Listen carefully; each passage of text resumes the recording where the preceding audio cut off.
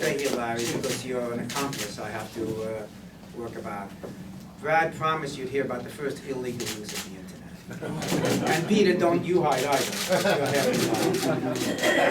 We had a meeting in his part of the world in the UK, the University of Sussex, and they put us up in dormitories. And I'd come home a day early. Come home, unpack, and I find that my electric razor I left in the dormitory, and I wanted it back. It was now 3 a.m. in London. So I said, what kind of a person would be on the internet at 3 a.m.?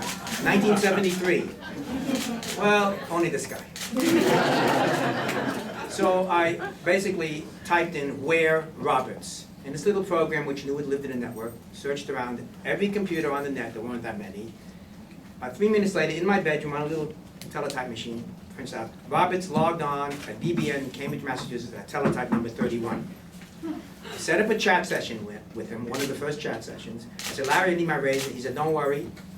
Danny Cohen was sitting over there as well, good at home, out of Peter's country. This guy set it up, and I'm innocent. We did the first message, but that was the first use of the IM that we think is invented recently. Yep.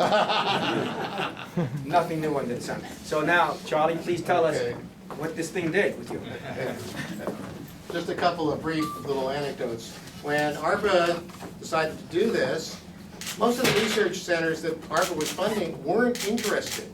They were doing work on graphics, on time sharing, on artificial intelligence. Why should we waste our time working on interconnection to this network? We got other things to do. But Len was particularly thrilled to do this. He could actually test out his packet switching theories, do analysis of it, measurement. So we were naturally actually thrilled until we discovered the imp is arriving.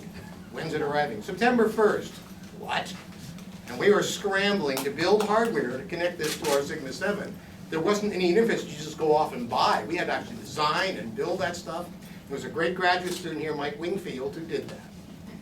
So the imp arrives, it gets interconnected, Mike tests his hardware, and is able to send packets from the Sigma 7 to the imp and back to the Sigma 7. A month later, SRI gets their imp, they do the same thing, and the phone lines get interconnected, and the imps are talking. Meanwhile, we're scratching our head. What are we going to do with this thing?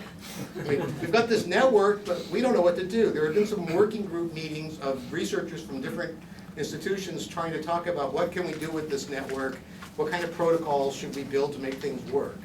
But meanwhile, I'm trying to figure out, well, what can I do? And there's a guy at Stanford Research Institute, SRI, Bill Duvall, who's working on his end, and he says, well, the simplest thing we could think of to do was to take a terminal on our Sigma 7 and use it as if it was a terminal on his computer. So I wrote some software on our Sigma 7, so anything I typed on a terminal would go to the Sigma 7, put into a format of a transmission. The transmission units were called messages. That's why it's called an interface message processor. It's switching messages. This is not emails. These are just transmission units. So when people say, you sent the first email? No, no, I didn't send the first email. I did the first transmissions of what was called messages. And Bill Duvall, at the other end, built some software so that anything that came in, he would send in as if it came from a terminal, and anything that would go back to the terminal, he would send back to where it came from. So I'm on a phone, literally with a phone in my ear and a terminal in front of me, and I said, "Were you ready to try this?" He said, "I got it started." I said, "Okay."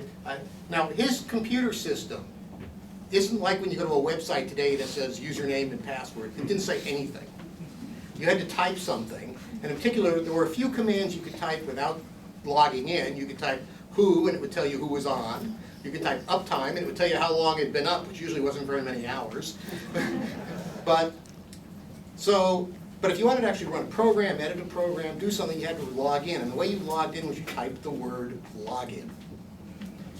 So I'm on the phone. I said, "Are you ready?" "Okay." I typed an L, and he's looking at a terminal over there. He says, "Yeah, I see the L came." And I said, "Oh, yeah, I got the L back." That probably took 1/10 of a second from the time I typed the L until it actually printed on my terminal. I typed the O. Yep, got the O. Typed a G. Suddenly I hear, "Wait a minute, the system crashed, I'll call you back." It turned out that his system knew at that point the only command that started with LOG was login, and it actually tried to send back GIN for you.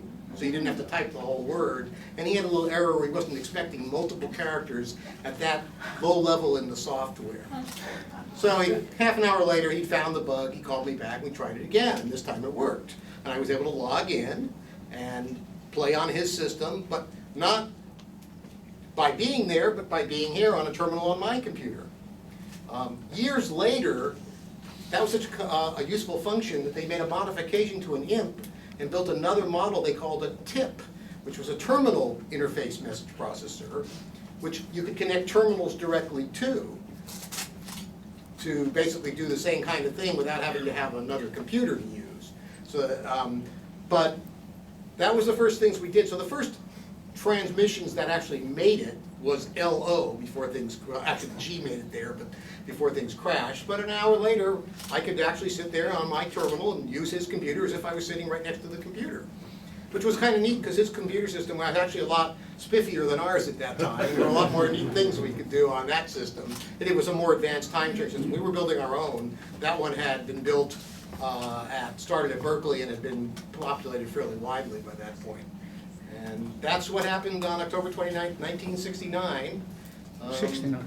And now, when we got the IMP, one of the guys at UCLA, John Postel, said, you know, we need to keep a logbook of what we need to do if the system dies, if the phone lines break, if we're told by BB&N which paper, there used to be a paper tape reader on top of this, because we would get the new versions of the software in paper tape, and they'd have numbers on them, and they, you know, so the book would have things in there like, make sure you use tape number, you know, dated 7 July or whatever.